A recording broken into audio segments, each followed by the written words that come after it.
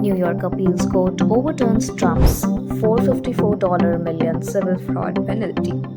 In a dramatic legal victory for former US President Donald Trump, a New York State appeals court has thrown out the nearly $500 million civil fraud penalty imposed earlier this year.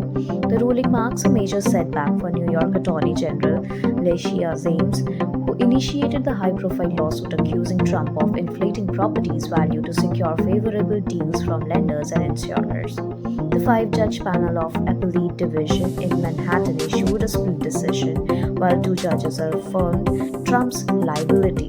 They deemed the $454.2 million fine excessive and unconstitutional.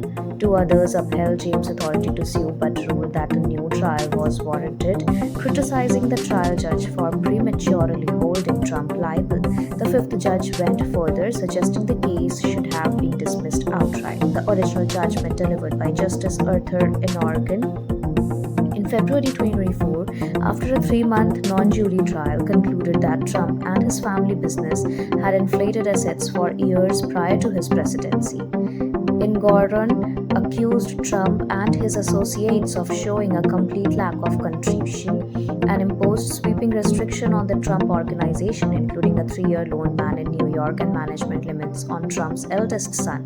These sanctions, however, had been temporarily suspended pending appeal. Trump's legal team maintained that the penalty was grossly disproportionate and politically motivated.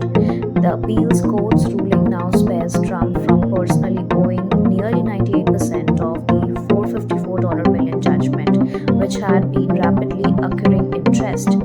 His sons Donald Trump Jr. and Eric Trump, along with former CFO Ellen Weisberg, were liable for the remainder.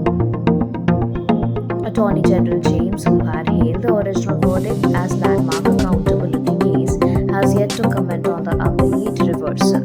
The decision underscores both